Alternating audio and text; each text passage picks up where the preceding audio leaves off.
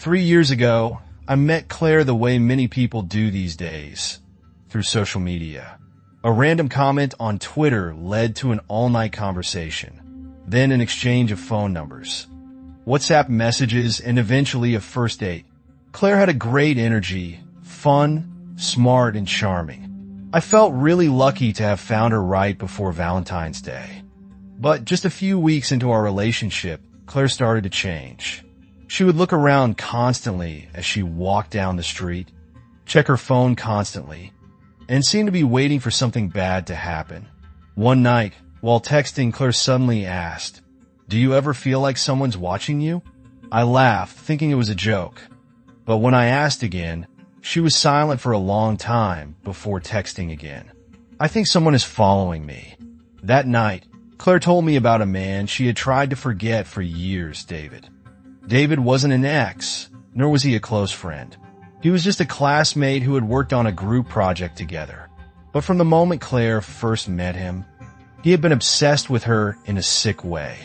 He was everywhere, in front of the lecture hall, in the library, even standing behind her in the long line at the coffee shop. At first, Claire thought he was just a one-sided crush. But then the messages started coming. At first, they were just questions about homework. But then they turned into weird messages about how he knew where she was, what she was wearing, and even the smallest details about her habits. Then one night, as Claire left the library at 9 p.m., she noticed someone following her. She sped up. The footsteps behind her quickened. Finally, Claire ran, and he followed. She only managed to run into a nearby cafe. But when she looked through the glass door, he was still standing there, staring at her without blinking. After that night, Claire blocked his number, deleting all contact. But he still wouldn't give up. One day, a gift box showed up at her door. Inside was a box of chocolates. But when Claire opened it, she felt a shiver run down her spine. All the chocolates inside were half-eaten. There was a note attached. "I just wanted to make sure they were perfect before you ate them. I know you like this flavor the best." He knew Claire's favorite chocolate. He had been watching her long enough to know even the smallest details. I tried to calm Claire down, to tell her to call the police, but she just wanted to forget it all. And then Valentine came. That night, I took Claire to a restaurant by the river to help her feel better. But as soon as I sat down, I noticed Claire clutching my hand, breathing heavily. "He's here." I followed her gaze. In a nearby parking lot, a man stood silently. He wore a baseball cap, his face hidden in the shadows. When Claire recognized him, he tilted his head slightly, as if to confirm that she had seen him, then slowly turned and disappeared into the darkness. We tried to continue our dinner as usual, but the feeling of dread weighed heavily on both of us. Back home, we locked the front door and checked every window. But just minutes after entering, a loud noise came from the backyard. I turned on the lights. The patio chairs were overturned, scattered on the ground. And in the darkness, between the trees, a figure stood there. How long had he been there? Before I could react, the dark figure rushed toward me. I slammed the door shut and locked it. Claire called the police, shaking, and I pressed my back against the door, listening. No footsteps, no sound, just an oppressive silence. When the police arrived, I opened the door, but he was gone. We checked the backyard. And then, a horrifying discovery that sent a chill down my spine. My car's back door was open. The security cameras in the area showed the worst. He had snuck into my car at the restaurant. He had been sitting right behind me all the way home. If I hadn't locked the door when I got in, he could have done it. The police investigated, but could not find David. A few days later, Claire received a text message from an unknown number. "You looked so happy that night, but you knew I would still wait for you, right?" David was gone, but the haunting legacy he left behind remained. He never really left. He was still out there somewhere, watching, waiting for the right moment. And I knew this wasn't really over.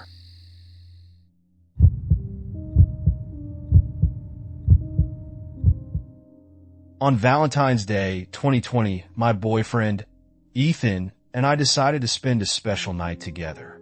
The plan was simple: a romantic dinner at our favorite restaurant, then a walk around town before heading home. Everything started off well. The restaurant was cozy. The flickering candlelight reflected on the wine glasses. The atmosphere filled with a breath of love. But as soon as I walked in, I felt something was wrong. In a corner near the window, a strange couple was sitting there. The woman smiled mysteriously. Her eyes narrowed as if she was evaluating us. The man was silent, his cold gaze fixed on Ethan. They didn't eat, didn't talk, just looked. I tried to ignore it, telling myself that maybe they were just a curious couple. But the feeling of unease still clung to me.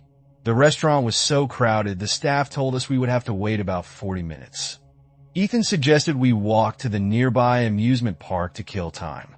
I agreed, but as we turned to leave, the woman suddenly stood up. "Hello, you two.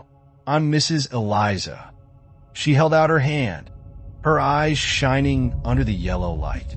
I shook it politely, but as soon as my hand touched hers, a chill ran down my spine. Her hand was ice cold. "You two are such a beautiful couple. My husband and I are photographers. Would you like to pose for a special photo shoot? Our studio is just around the corner." I jerked my hand back reflexively. Ethan smiled wryly, politely declining. But as soon as he finished speaking, the smile on Mrs. Eliza's lips disappeared. She sat down next to her man, and they continued to watch us as we left. We walked to the amusement park, trying to forget the strange incident. But less than 10 minutes later, as I was waiting in line to buy tickets, I felt a gaze. I turned around, my heart suddenly tightening. They were standing at the entrance. The woman was still smiling, but this time, her eyes were colder. I squeezed Ethan's hand. "They're watching us?" He tried to reassure me, saying that it was probably just a coincidence. But I knew this was no joke. Trying to ignore their presence, we left the playground and walked toward the parking lot. But as we passed them, Eliza whispered something that froze me in place. "Henderson versus Carter? What a match, huh?" I felt my blood run cold. Carter was Ethan's last name. We had never spoken of our last names. Ethan grabbed my hand. His voice was low. "Get in the car. Now!" We skipped dinner and drove straight home. But when I looked in the rearview mirror, a feeling of dread came over me. A car was following us. I tried to stay calm, but my hands were shaking as I held the phone. We tried to pull into a gas station, pretending to fill up to test it. The car drove slowly past. The man in the car looked straight at Ethan. Then the car turned silently onto a dark road. I breathed a sigh of relief. Maybe they had given up. But just as we were returning home, a loud bang rang out. Both of our front tires blew out at the same time. Ethan froze, exclaiming, "They haven't given up yet." He turned off the engine and pulled me out of the car. "Drive." We dashed into the woods behind the house, trying to be completely silent.